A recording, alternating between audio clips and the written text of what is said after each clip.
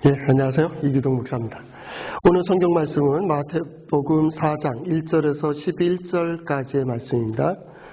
그때 예수께서 성령에 이끌려 마귀에게 시험을 받으러 광야로 가사 40일을 밤낮으로 금식하신 후에 줄이신지라 시험하는 자가 예수께 나와서 이르되 내가 만일 하나님의 아들이거든 명하여 이 돌들로 떡덩이가 되게 하라. 예수께서 대답하여 이르시되 기록되었으되 사람이 떡으로만 살 것이 아니요 하나님의 입으로부터 나오는 모든 말씀으로 살 것이라 하였느니라 하시니 이에 마귀가 예수를 거룩한 성으로 데려다가 성전 꼭대기에 세우고 이르되 내가 만일 하나님의 아들이거든 뛰어내리라. 기록되었으되 그가 너를 위하여 그의 사자들을 명하시리니 그들이 손으로 너를 받들어 발이 돌에 부딪히지 않게 하리로다 하였느니라. 예수께서 이르시되 또 기록되었으되 주 너희 하나님을 시험하지 말라 하였느니라 하시니 마귀가 또 그를 데리고 지극히 높은 산으로 가서 천하만국과 그 영광을 보여 이르되 만일 내가 내게 엎드려 경배하면 이 모든 것을 내게 주리라. 이에 예수께서 말씀하시되 사단아 물러가라. 기록되었으되 주 너희 하나님께 경배하고 다만 그를 섬기라 하였느니라. 이에 마귀는 예수를 떠나고 천사들이 나와서 수종드니라. 네, 오늘 성경 말씀은 우리가 잘 아는 말씀입니다. 그럼에도 불구하고 아주 중요한 예수님의 사역의 특징을 이야기하게 되는 거죠. 지금까지 예수 그리스도의 복음을 설명함에 있어서 예수님이 누구냐라는 것이 이제 마태에 가장 먼저 되는 설명입니다. 예수님은 아브라함과 다윗의 자손으로 오셨다. 예수 그리스도를 통하여 하나님이 우리와 함께 하심을 보여주고 계시다라는 것이고요. 또 예수님께서 세례 받으시기 전에 바로 세례 요한 나오고 성령의 역사가 나오고 하나님의 인치심이 함께 하셨습니다. 이게 지난주에 우리가 살펴본 것이죠. 오늘 성경 말씀은 그러니까 그때라고 하는 말은 예수님의 사역이 시작할 그때를 얘기하는 겁니다. 그때에 성령에 이끌리어라는 말을 썼습니다. 이 성령에 이끌린다는 말은 하나님의 영에 감동되어 이렇게 표현을 할 수 있는데 아람 사고에 보면 아람 사람들은 무엇인가를 위하여 강렬한 어떤 의지가 보여지고 그것이 행동이 나타나게 될 때에 뭐에 홀렸다 혹은 뭐에 감동됐다 혹은 여기서 이끌렸다라는 표현을 씁니다. 특별히 예수 그리스도의 사역 또 특별히 선지자적인 메시아로서의 사역에 있어서는 하나님의 영으로 충만함을 볼 수가 있죠. 그래서 성령에 이끌려라고 하는 표현을 썼죠. 두 번째 생각할 수 있는 건 시험입니다. 시험을 받으러 가셨다라는 표현을 썼는데 시험은 유혹이 아닙니다. 유혹이 아니죠? 네. 유혹이라는 것은 넘어뜨리려고 하는 것이고요. 시험은 뭐냐면 쉽게 영어로 테스트입니다. 그 히브리어로 보면 마사라는 말이 있죠. 마사라는 말이 가장 많이 나오고요. 시험으로. 또 한 가지는 나사라는 말을 씁니다. 나사. 사는 똑같습니다. 사멧, 해 이렇게 되어 있습니다. 나사하고 마사라는 말을 히브리어에서 많이 쓰는데 이 나사, 마사 마찬가지입니다. 어떤 기준에 의해서 이렇게 측정해 보는 겁니다. 이게 그 정도 되나 하는 때 시험입니다. 그 자격을 논하게 되는 거죠. 그가 이 정도 될 자격이 되나 하고 볼 때 시험 이렇게 얘기하고요. 그 시험을 받는다고 한다는 것은 선택을 의미합니다. 이 선택이라는 것은 뭐냐면 이럴까 저럴까를 선택할 수 있다 그 말이죠. 그러니까 즉 선택할 수 있다는 건 자유자라는 말입니다. 우리가 어떤 것을 시험을 당할 때는 시험을 만났을 때는 자유자입니다. 내 실력을 내 능력을 내 마음을 그대로 표현해 줄 수 있는 것이 시험이 되는 거죠. 세 번째는 이 시험을 통해서요. 시험을 통과함으로써 새로운 세계가 열리는 겁니다. 대학 입학 시험을 통과하면 대학이라는 큰 학문을 배우게 되죠. 거기서 또 통과하게 되면 세상에, 사회의 어떤 관문을 또 통과하게 되는 거죠. 새로운 역사, 새로운 장을 보게 돼서 성장 혹은 발전 이렇게 표현을 합니다. 시험은 성장을 위한 겁니다. 시험은 어떤 방향을 설정하게 되고요. 수준을 결정하게 됩니다. 높이와 그 방향을 설정하게 되는 거죠. 그러니까 성령에 이끌려 예수님이 시험 받으셨다라고 할 때에는 우리가 얼른 생각할 때 예수 그리스도의 사역이 어느 쪽으로 가는가를 오늘 성경 말씀을 통해서 우리가 볼 수 있는 거예요. 근데 또 한마디 또 나오는 게 있습니다. 그것이 뭐냐면 마귀 혹은 사단이라는 말을 썼습니다. 마귀라는 표현을 쓰는데 이 마귀라는 말도 헬라어에 보면 참 재밌게 되어 있습니다. 이게 뭐로 되어 있냐면 디아볼로스라는 말을 썼어요. 디아볼로스, 디아볼로스. 그러니까 여기 틀렸네.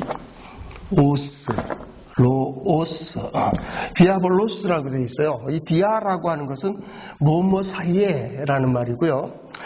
발로라고 하는 표현인데 이게 던지다라는 겁니다. 그러니까 잘 기계가 이렇게 맞물려서 잘 돌아가고 있는 이 사이에다가 자꾸 불순물을 던지는 거예요. 이게 마귀입니다. 마귀는 사탄, 마귀가 하는 짓은 꼭 그겁니다. 사탄은 깨부시는 거고요.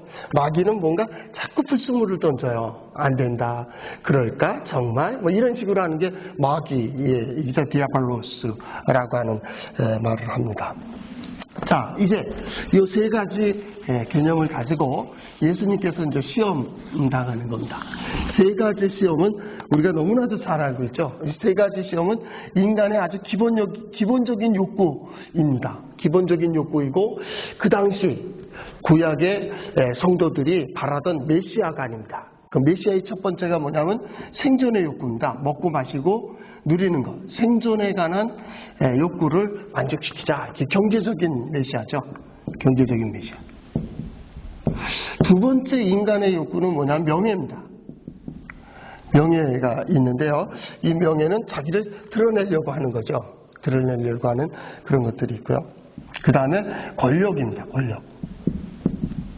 이 권력의 욕구를 가지고 있습니다. 그래서 뭔가 자꾸 다스리려고 정복하는 것이 그 권력이라는 건 좋은 겁니다. 그런데 이게 욕구, 그 이상이 돼버릴 때는 그것을 가지고 나만을 위한 어떤 굴림의 도구가 되기 때문에 이게 나쁘다 그 말이죠.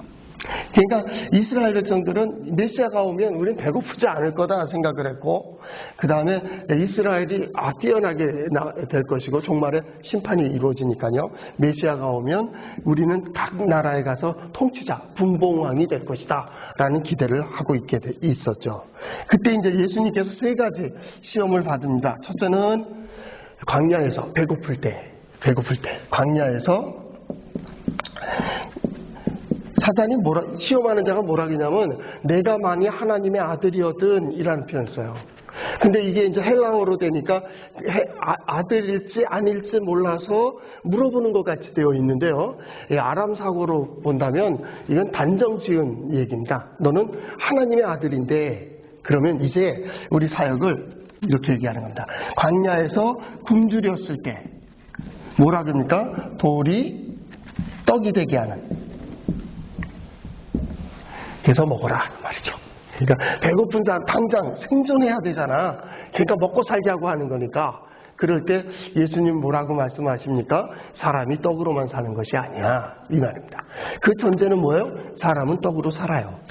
그런데 그거로만 아니냐. 먹고 살고 이거는 짐승들도 마찬가지잖아요. 그렇죠? 개나 돼지도 마찬가지입니다. 먹고 사는 문제입니다.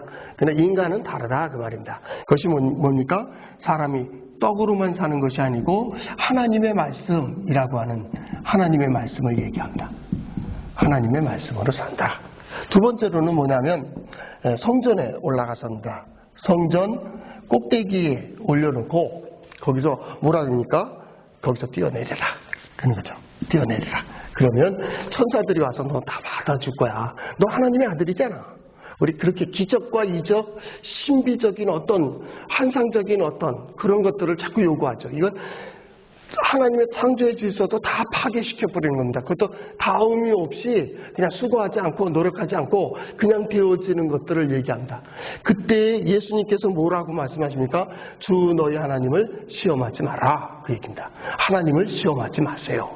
악한 길을 가면서 그 길이 잘 되기를 바라지 마세요.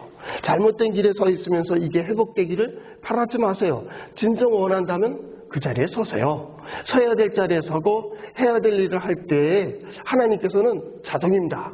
그 길을 열어주십니다. 그리고 다시 회복시켜 주십니다. 주 너희 하나님을 시험하지 마라. 세 번째는 뭐냐면 높은 산입니다. 헐몬산 같이 높은 산이겠죠. 높은 산에 올라가서 천하만국의 영화를 다 보여줍니다. 이 모든 것 너에게 줄게. 나랑 타협하자 그 말이죠. 내게 절해, 내게 굴복해 이 얘기거든요. 그러니까 정치적인 어떤 욕심이 될 수도 있어요. 그것 때문에 한번 고개 숙이면 천하만국의 영광이 다 자기에게로 돌아오니까 많은 사람들은 거기에 혹하게 되죠. 예수님 뭐라고 했습니까? 사단아 물러가라. 주 너희 하나님만 경배하고 다만 그를 섬겨라 그럽니다. 오직 모든 영광,